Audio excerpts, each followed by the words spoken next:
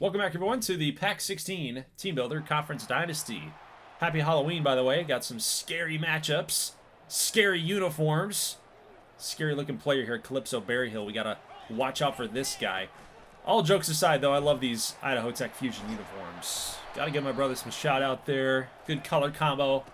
Red, neon green, sky blue. Very unique, very different. This is a team that he made a long time ago, long time ago, when he was just a wee little one. But cool uniforms nonetheless. Chet Trask, good quarterback. Got some good offensive pieces, but they will end up stalling out there as Santa Fe State does get a stop after a couple first downs. So this offense was moving a little bit. Ricketts and the Roadrunners going down. It's a sack. Jamison Alcantar with a big sack there on Wes Ricketts. Again, another offense stalls. So both offenses going toe-to-toe here. There's a missed tackle by Russell Granger. Ay. Can't have that happening, guys. A little RPO swing to the left. Touchdown Fusion. Stake out to the early 7-point lead.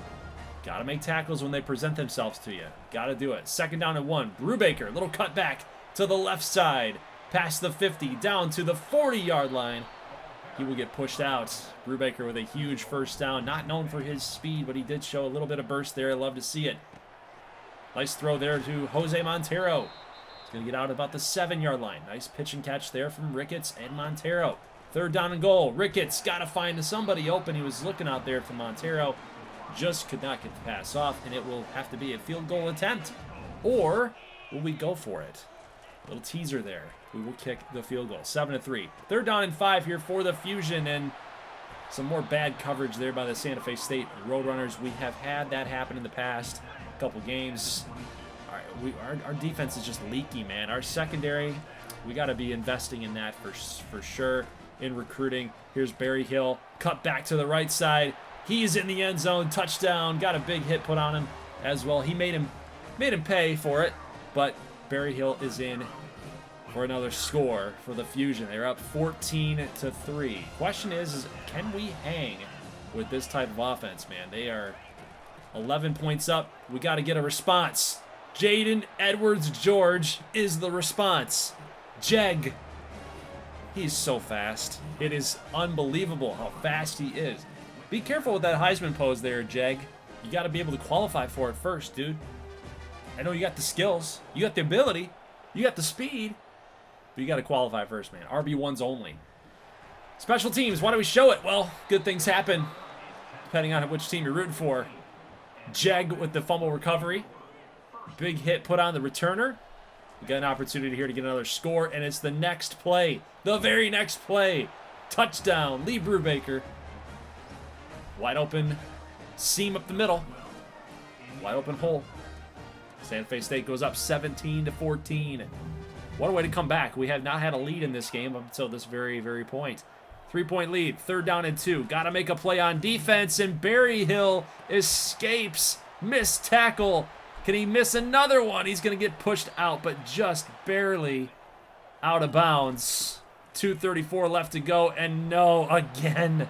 Another running play that gets sealed off. We can't find a way to make tackles. Can't break off our blocks. And the rest is history. It's another touchdown for the Fusion. They stake out again to a 4-point lead. 1st and 10.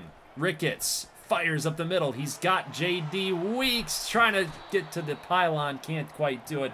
He'll get pushed out at the 3-yard line. 1st and goal now for the Roadrunners.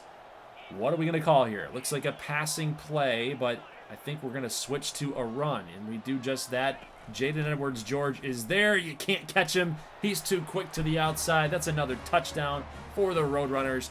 We'll get the lead right back here. 2 scores now for Jeg. Make it 24-21. But the quarter isn't done yet. The half is not over, and it's never over on defense for the Roadrunners. We just can't stop these guys. We can't get them off the field. Chet Trask, wide open throw to the end zone. It's another touchdown for the Fusion. These guys have 28 points in the first half. It's a shootout. Let's jump to the third quarter here, guys. 4:43 left to go, and we didn't even see him. Got lost in the midfield logo. Unbelievable, man. That's like the third time that that's happened to Ricketts in this season. It looks like he's a little bit hobbling off the field, a little bit hurt. Almost got the wind knocked out of him or something, but it is an interception by Sean Coles, the sophomore, and again, I just didn't see him. He's right in that red. He was camouflaged. That sucks. Now we got a deep bomb to the left sideline. Left numbers, I should say. It's another touchdown. Deep shot for the Fusion. They make us pay for the turnover. Another score, 35-24. Mid part of the third quarter, 3rd and 10. Big spot here for Ricketts and the Roadrunners offense. Montero cannot win the one-on-one battle, and we will have to settle for a long field goal attempt here. We're about at the 45-yard line when this ball is kicked, and we will make it, but just barely. That could have gone either way. Literally could have gone either way. Left, right, center. It could have gone anywhere. We hit the red. 2nd and 11. Nice tackle there. Going to bring up 3rd down in inches. They're going to bring out a 2 tight end, 2 wide receiver set. So we know that they're probably going to be running the football here, but man, you never can tell. They're lining up in that shotgun formation. They do like to run with Berryhill. Looks like they're going to do just that, and we will get the stop. Awesome job by the Roadrunners defense to get that stop. We will get another chance here. 3rd down and short. We got a catch to Montero. He's going to try to make a little nifty move. He's going to get a couple more yards. Getting stopped at about the 5. 3rd down and goal. Roadrunners need a touchdown. Need a score here. Nothing was open. Do a little check down and just shorts. 7-yard line. 4th and goal. What is the call? Will we kick a field goal? Yes, we will. Be a little conservative here. Stay in the football game. Our defense just got a stop. Statistically, we're not very good at getting stops, but we did the last round. Last drive. Let's get one here. 3rd down and 3. Pressure on Trask.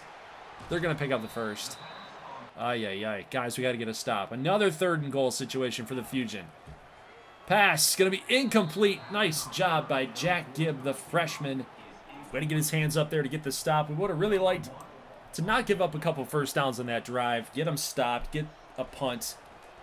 No score for Idaho Tech. That would have been really nice. But they do kick a field goal. It's 38-30. Need a touchdown. Need a 2-point conversion. 1st and 10. I like what I see here. They're going to bring some pressure, and we got a wide open tight end. That's Scott Morehouse. One man to beat. He can't do it. But there we go, guys. This is the big play that we needed right there. We're close to about the 35-yard line with 1:05 left to go. Ricketts going to try to find another man open, and it's Montero. He's got the first down and more at about the 20-yard line. 356 passing yards now for Wes Ricketts, and we're going to need a big throw right here. We're going to need about 20 more yards there, Wes. Can he do it? 1st and 10. Ricketts gonna fire here a little bit short. Here comes DK Horn. He's got the speed. Missed tackle. Missed pursuit. It's a touchdown. Roadrunners. That's what the doctor ordered. We needed a touchdown. Now it's the 2-point conversion. Got to get this one. 43 seconds. All 3 timeouts. If we don't get it, you get the onside kick. You know the deal. But we're going to get it. J.D. Weeks gets the 2-pointer. And we're all tied back up, guys. 38 all. 14 seconds to go here, and that pass will be caught. But a holding on the Fusion's offensive lineman. There we go. Okay, 11 seconds. We got to keep him out of field goal range.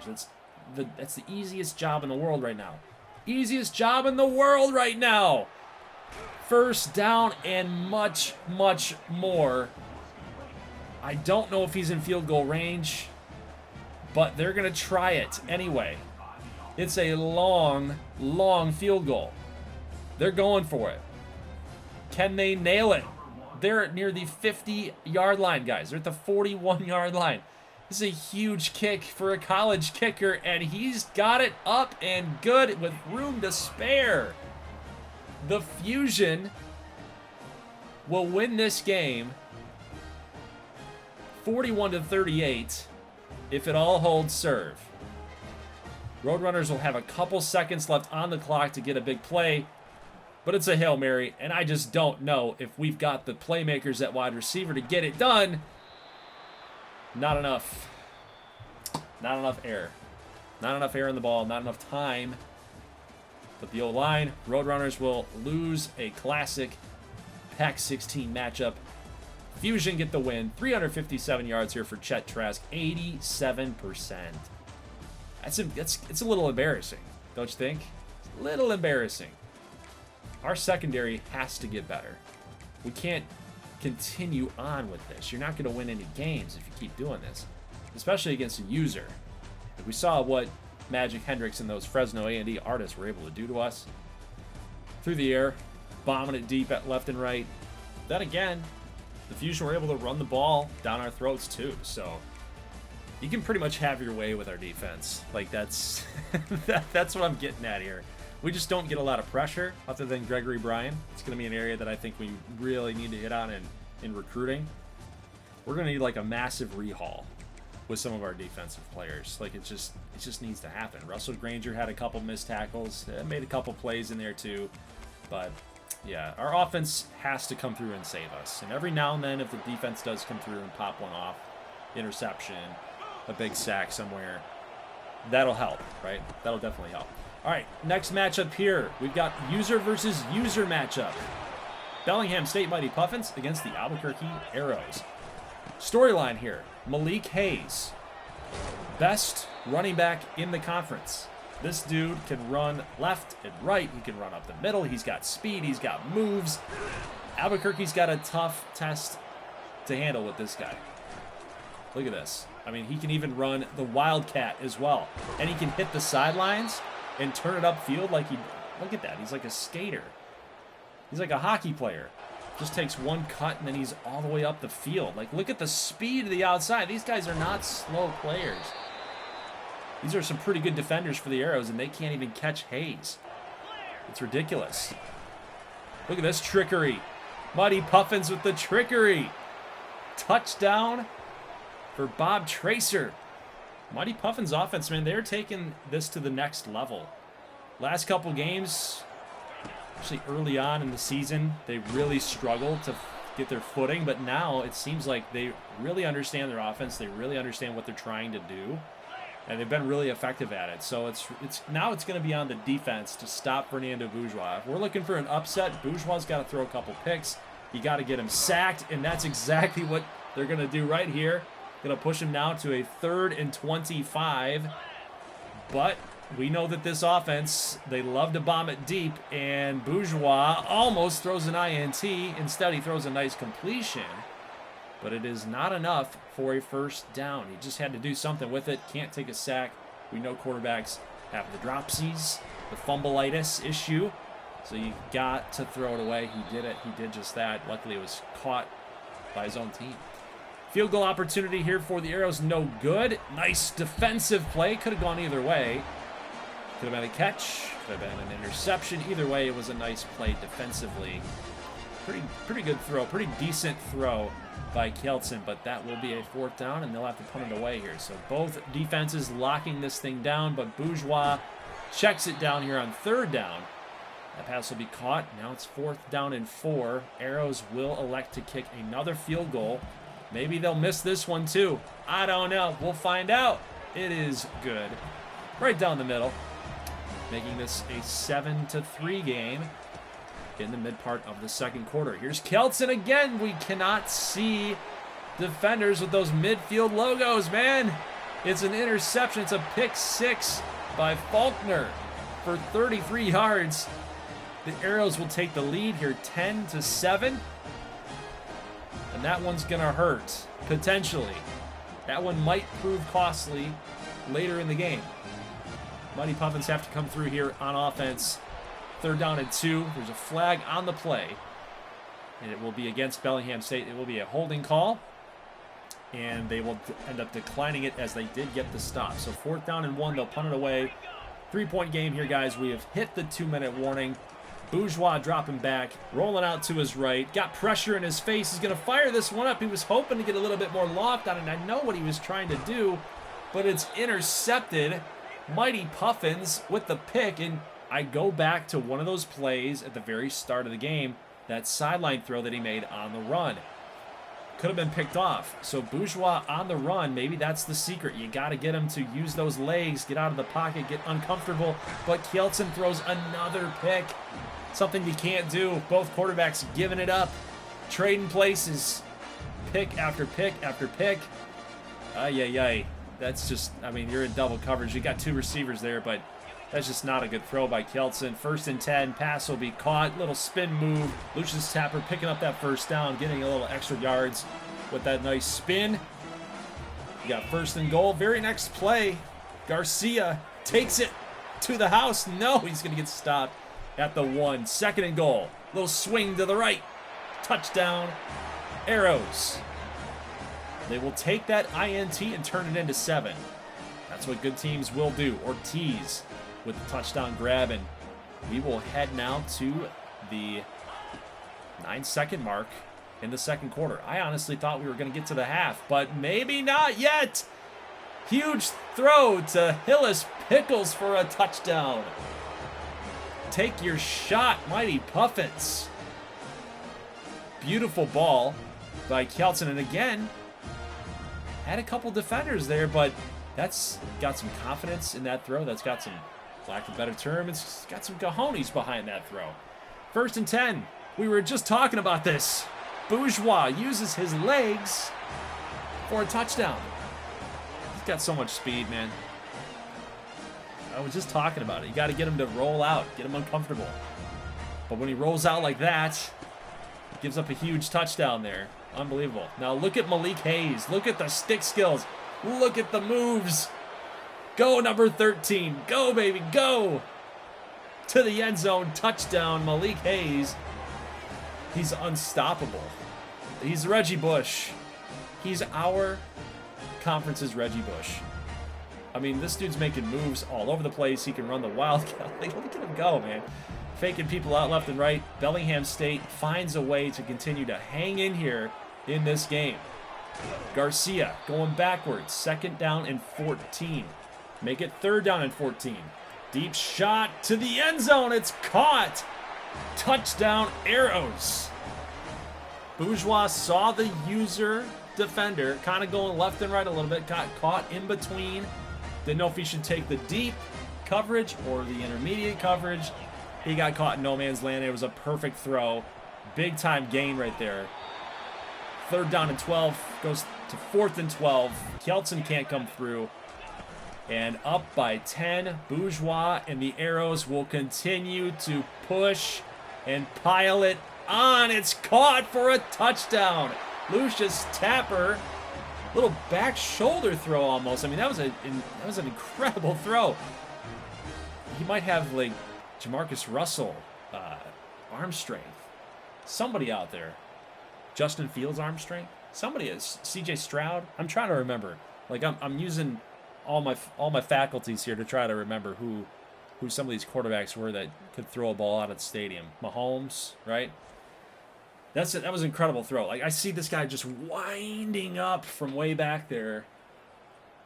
Obviously, he's not going to lead the receiver at that point. It is going to be a jump ball, but cornerback was all over the place, could not get in the right positioning.